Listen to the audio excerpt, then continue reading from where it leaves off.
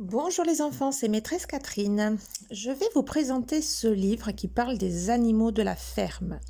Alors évidemment, vous connaissez les animaux de la ferme, mais là on va travailler sur du vocabulaire très précis. Donc il y aura plusieurs vidéos. On va faire la basse-cour, les animaux de l'étable et les animaux du pré et de la forêt. Donc je commence par la basse-cour. Dans la basse-cour, il y a la poule, le coq, le poussin, le canard, la cane, d'autres volailles que l'on verra, et le lapin avec sa compagne, la lapine. La poule. On élève les poules pour leurs œufs et pour leur viande. Dans certains élevages, elles sont très nombreuses, regroupées dans des bâtiments fermés. Dans les fermes, elles vivent en plein air parmi les animaux de la basse-cour. Donc, vous avez ici une très très jolie poule. Donc, ce qui est là, cette peau rouge s'appelle la crête. Elle a un bec dur et pointu. Et ici, cette peau rouge s'appelle, il y en a deux en fait de chaque côté du bec, ça s'appelle les barbillons. La crête, le bec dur et pointu et les barbillons. Ces plumes colorées cachent un chaud duvet pour lui tenir bien chaud l'hiver. Ses pattes sont recouvertes d'écailles. Vous voyez, les écailles, ce sont ces petites plaques comme ça. Pour chercher sa nourriture, la poule gratte le sol avec ses griffes. Voilà des grandes griffes. La poule vole car elle a de petites ailes. Mais son corps est lourd quand même. On ne voit pas des vols de poules comme on pourrait voir des vols de moineaux ou des vols de grues en ce moment. La poule avale sa nourriture sans la mâcher car elle n'a pas de dents. Alors, elle picore des petits cailloux pour l'aider à digérer. Pour courir, la poule déploie ses ailes. La poule lisse ses plumes pour les nettoyer. Pour couver ses œufs, elle se couche sur la paille. Les plumes hérissées, elle se roule dans la poussière pour se débarrasser des petites bêtes qui la grattent. Le coq. Le coq, c'est le mâle de la poule. Il est plus gros, plus coloré que la femelle. Les coqs sont querelleurs et se battent entre eux pour des femelles. La crête et les barbillons du coq sont plus développés que ceux de la poule, c'est-à-dire qu'ils sont plus grands. On peut voir ici et là que la poule a une petite crête et de petits barbillons. Le coq a une grande crête. Est-ce que si je mets comme ça, c'est mieux? Voilà. Une grande crête et de grands barbillons. Il a aussi des petits yeux ronds comme la poule. Lui non plus ne sait pas voler. Le coq dresse fièrement la tête, gonflant son jabot de plumes et montrant sa queue en panache. C'est comme ça en panache. Ici, cette cinquième griffe s'appelle l'ergot. Et c'est une arme redoutable. Lors de combats, elle peut être mortelle pour d'autres coqs, parce qu'en fait, la griffe est très pointue et il s'en sert comme d'un couteau. Le cri du coq, bien dressé, le cou tendu, le coq lance un cocorico. De l'œuf au poussin. Poulet, coquelet, qui êtes-vous? Lorsque le petit de la poule est âgé de 3 à 10 mois, on dit que c'est un poulet. À cet âge-là, il ne piaille plus, il piaule. Chaque jour, la poule pond un œuf, excepté en hiver. Quand elle a pondu une quinzaine d'œufs, elle se couche dessus et commence à couver. Si elle s'est accouplée avec le coq, il naîtra des poussins. Vous voyez ce joli petit poussin? Le jaune et le blanc sont entourés d'une coquille lisse, que l'on peut voir ici, qui est dure mais fragile, qui se forme dans le ventre de la poule. Ici, on voit une poule couveuse. Durant 3 semaines, la poule couve pour garder ses œufs au chaud. Ça s'appelle l'incubation. Pour se développer, le poussin a besoin de chaleur. Avec son bec, la poule retourne régulièrement les œufs pour les chauffer dessous. Comment se passe la naissance d'un poussin? D'abord, l'œuf se forme en 24 heures. Pour pondre, la poule gonfle ses plumes, s'installe au-dessus de son nid et caquette bruyamment. Caquette, c'est le nom du cri de la poule. C'est le bout pointu de l'œuf qui sort en premier. 2. Dans le jaune, une petite tache apparaît, c'est le germe, qui deviendra le poussin. Le jaune est une nourriture très riche pour le poussin. Le blanc, lui, fournit de l'eau. 3. 15 jours après, le poussin est formé et recroquevillé. Il est couvert de duvet. 4. Au bout de 21 jours, c'est précis, le poussin éclot. Il perce un trou grâce à la corne dure qu'il a au bout de son bec, qui s'appelle le diamant. Puis, il casse entièrement la coquille. Et on arrive au dernier, 5. Lorsqu'il naît, le poussin a les plumes encore mouillées, mais son duvet sèche. Il peut déjà trottiner et piailler. Il apprend aussitôt, à picorer tout seul. Et voilà. Ensuite, nous avons un joli poussin. Le canard.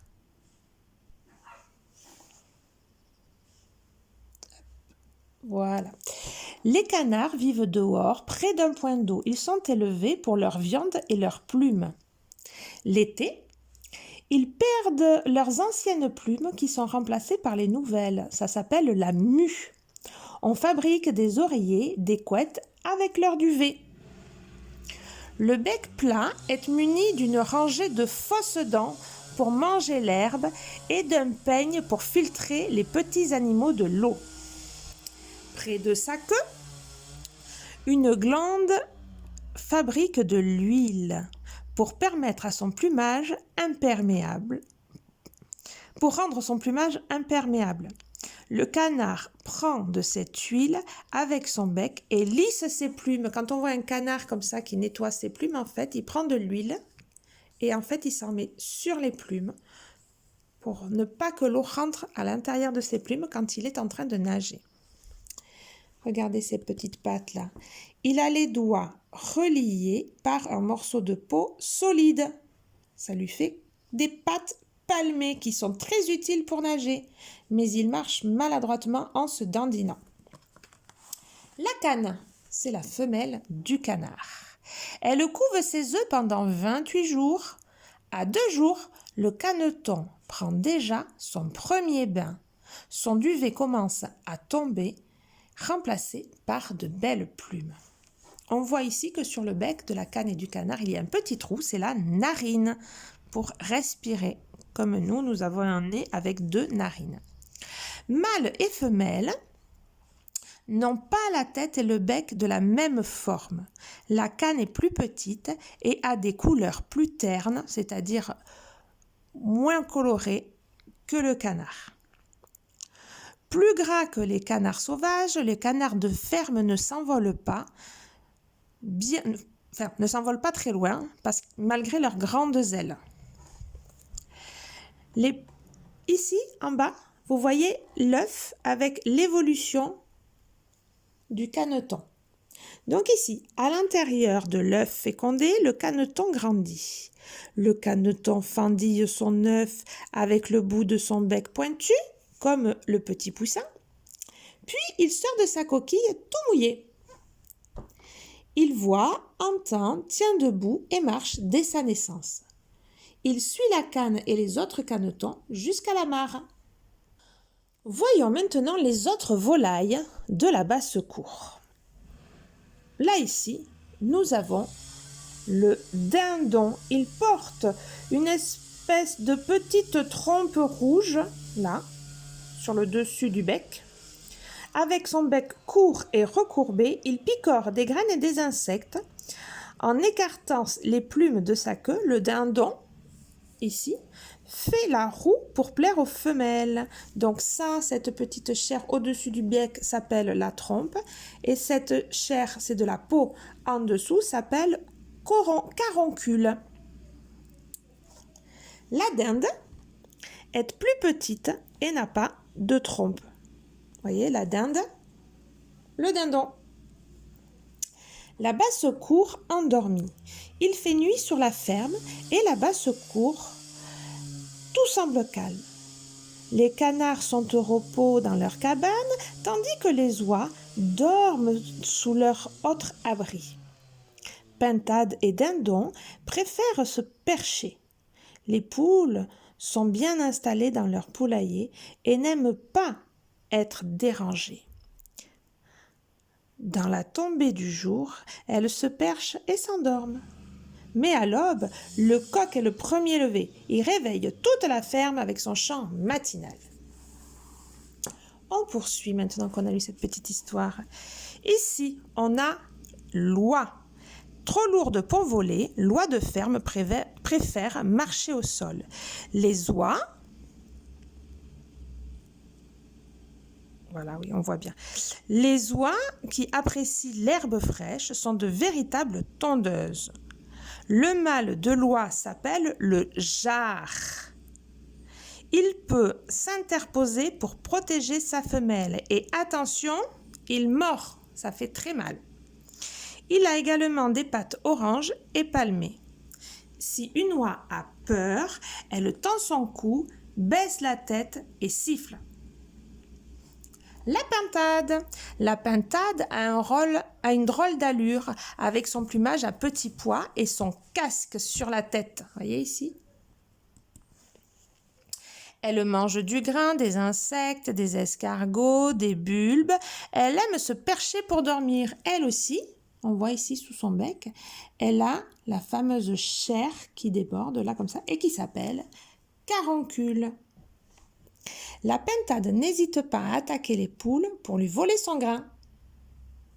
Voilà les autres volailles de la basse-cour. Terminons maintenant par le lapin et la lapine. Le lapin, couvert de poils soyeux, il est une vraie peluche. Il se laisse facilement caresser, mais méfiance. Avec ses grandes incisives, les dents de devant, il peut mordre. Il apprécie sa chair. On apprécie, sa chair, c'est-à-dire qu'on peut manger du lapin, mais certains, comme le lapin angora, sont élevés pour leurs poils longs et très doux avec lesquels on fait des pullovers. Ici, on peut voir les grandes oreilles du lapin. Pour mieux entendre, il agite ses grandes oreilles et les tourne du côté d'où vient le bruit. Le lapin doit user ses dents qui poussent continuellement. C'est pour ça qu'il grignote du bois. Il se déplace en bondissant à l'aide de ses longues pattes arrière qui se détendent comme un ressort. La lapine. Les lapins font beaucoup de petits. La lapine peut avoir 4 portées par an. Et elle met au monde 6 à 10 bébés à chaque fois. Ça veut dire qu'en un an, elle peut avoir 40 bébés. À la naissance, les lapereaux sont sourds, aveugles et nus. Ils n'entendent pas, ils ne voient pas et ils n'ont pas de poils. Ils ouvrent les yeux au bout d'1 semaine. La lapine fait ses petits dans un nid douillet qu'elle garnit de poils très doux arrachés de son ventre. Durant les 40 premiers jours, les lapereaux, ce sont le nom des bébés lapins, le lapereau, boit le lait de sa mère. Ensuite, il mange comme ses parents. Ici, on voit, la lapine possède 10 mamelles, 2 rangées de 5. Donc, elle peut nourrir 10 bébés en même temps. Petit lapereau deviendra grand. Les lapins naissent nus et aveugles donc, mais il leur faut un peu de temps pour ressembler à leurs parents. Vous voyez, au début, ça ne ressemble pas tellement à un lapin. À 5 jours, ici, le lapereau est couvert d'un fin poil comme un duvet. À 10 jours, sa taille a doublé, il est 2 fois plus gros. À 15 jours, Il voit bien et sait se déplacer. Et là, il ressemble vraiment à un petit lapin. Quand on voit son papa et sa maman, là, on peut se douter que c'est un petit lapereau. Et bien voilà pour les animaux de la basse-cour. Je ferai une autre vidéo avec d'autres animaux de la ferme. Voilà, bonne journée, à bientôt les enfants!